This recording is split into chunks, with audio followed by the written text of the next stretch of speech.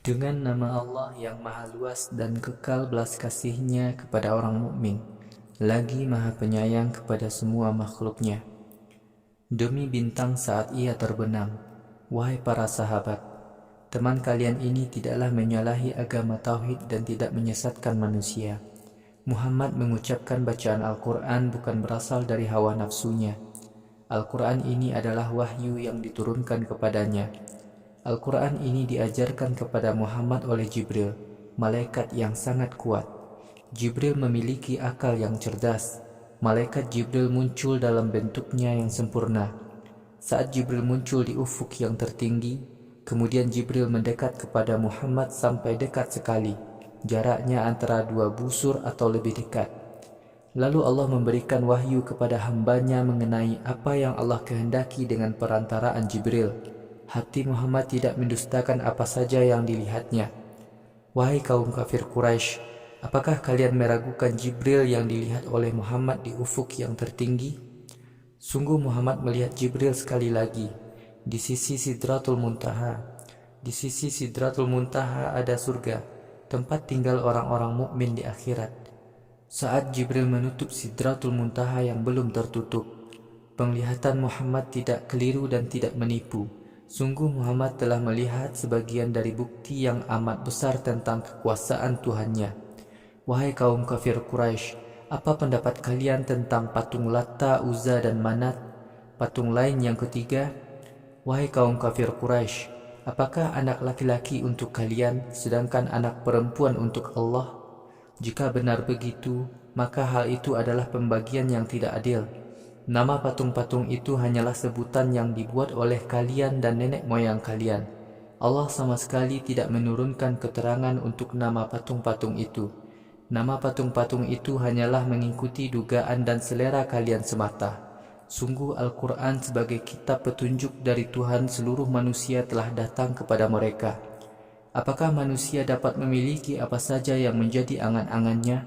Sungguh akhirat dan dunia semua itu milik Allah. Berapapun jumlah malaikat di langit, tidak sedikit pun berguna bagi kaum musyrik. Hanya dengan izin Allah para malaikat dapat memberi pertolongan kepada siapa saja yang dikehendaki dan diridhoinya. Sungguh orang-orang yang tidak beriman kepada akhirat menamakan malaikat dengan nama-nama perempuan. Padahal kaum musyrik sedikit pun tidak mengetahui tentang para malaikat. Kaum musyrik hanya mengikuti ilusi saja. Sesungguhnya ilusi itu sedikit pun tidak berguna untuk menjadi hujah kebenaran. Wahai Muhammad, tinggalkanlah kaum yang tidak mau memperhatikan ajaran Al-Quran dan hanya mengejar kesenangan dunia tanpa menginginkan pahala akhirat. Kaum kafir hanya mengetahui kehidupan dunia. Wahai Muhammad, Tuhanmu lebih mengetahui siapa yang sesat pandangan hidupnya dan siapa yang mendapatkan hidayah. Milik Allah lah apa saja yang ada di langit dan di bumi. Allah menimpakan siksa kepada orang-orang yang berbuat dosa. Allah memberikan pahala surga kepada orang-orang yang telah beramal soleh, yaitu orang-orang yang menjauhi dosa-dosa besar dan perbuatan-perbuatan keji. Sekalipun mereka ada kalanya berbuat dosa kecil, sungguh Tuhanmu maha luas ampunannya. Wahai kaum mukmin, Allah sangat mengetahui keadaan kalian. Ketika Allah menciptakan kalian dari tanah, lalu menjadikannya janin dalam perut ibu kalian. Karena itu, kalian jangan menganggap diri kalian suci dari kesalahan. Allah lebih mengetahui orang-orang yang taat kepada Allah dan bertauhid. Wahai Muhammad, apa pendapatmu tentang orang yang tidak taat kepada Allah? Wahai Muhammad, apa pendapatmu tentang orang yang hanya mau berderma sedikit lagi kikir?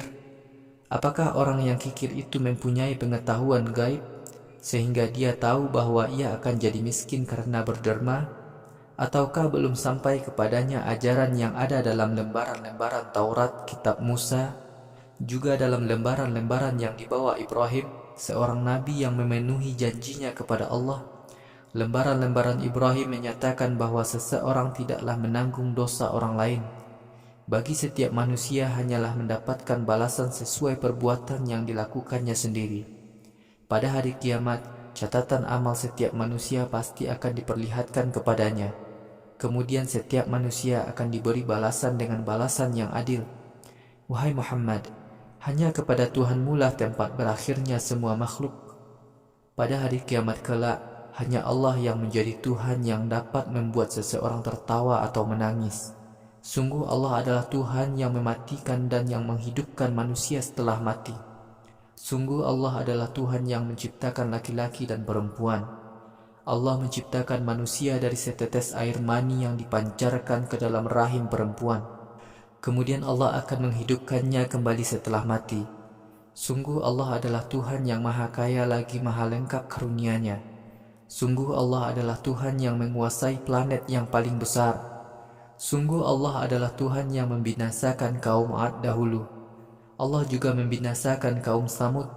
Karena itu mereka tiada lagi tersisa di muka bumi. Sebelum kaum Ad dan Samud telah dibinasakan kaum Nuh. Kaum Nuh adalah kaum yang sangat zalim lagi sangat durhaka. Allah juga membinasakan kaum Lut. Allah membinasakan mereka dengan azab yang menghancurkan mereka. Wahai Muhammad, karena itu, manakah dari nikmat-nikmat Tuhanmu itu yang kamu ragukan? Muhammad Rasul Allah adalah seorang pemberi ancaman di antara para Rasul sebelumnya. Wahai manusia, hari kiamat telah dekat. Tiada sedikit pun yang mengetahui kapan datangnya hari kiamat selain Allah. Wahai kaum kafir Quraisy, apakah tentang datangnya hari kiamat kalian merasa heran? Kalian menertawakan dan kalian tidak mau menangis mendengar ancaman siksa hari kiamat. Kalian ternyata tetap lengah dan lalai. Wahai orang-orang mukmin, bersujudlah kalian kepada Allah. Hanya kepadanya lah kalian seharusnya taat dan pasrah.